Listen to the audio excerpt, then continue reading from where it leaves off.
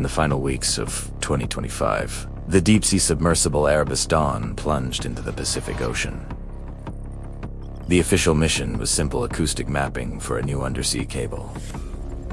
The real mission, Dr. Elena Voss, was chasing a ghost, a signal. A pattern that first appeared back in 2019 on an old Navy hydrophone array near Wake Island. It was a 17-second burst that repeated every 11 hours and 11 minutes. For 6 years, it never wavered, never drifted by more than a few milliseconds, at nearly 5,000 meters deep. That kind of precision isn't an accident. It's a deliberate message. As they descended, the seafloor began to change, rising into a ridge that shouldn't have been there. Sona painted a picture of a massive hexagonal platform. Its edges were impossibly sharp, reflecting the sonar waves perfectly. There was no sediment, no marine life.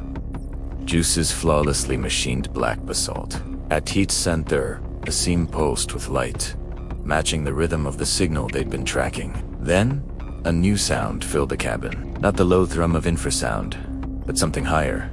Something that was almost speech. The crew directed the remote camera to look up, and what they saw defied reality. Suspended above the platform, a structure was unfolding itself. It didn't rise. It simply stopped pretending that space had to follow rules. Towers bent at impossible angles. Arches met in ways that geometry forbids, and windows looked both inward and outward at the same time, revealing cities that could never exist on Earth. In the heart of this architectural nightmare, something was watching them. Itad no fas, just an arrangement of absences, of negative spaces where matter should have been. These absences moved, regarding the submersible with a cold, ancient curiosity. Dr. Voss felt her entire life, her entire understanding of the universe, being reframed as a quaint, local story. In its place, a torrent of incomprehensible knowledge flooded her mind. Equations that folded spacetime like origami, the half-life of meaning itself. The entity extended an invitation, not with words, but with a silent, irresistible command. The Erebus Dawn didn't implode.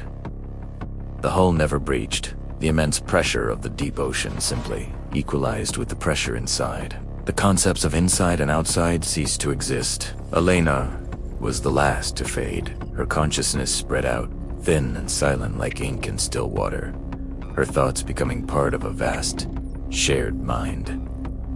The signal wasn't a beacon for one ship. It was a reservation for 4 new voices in an ancient choir. On the surface, nothing changed. The buoys continued to transmit the signal.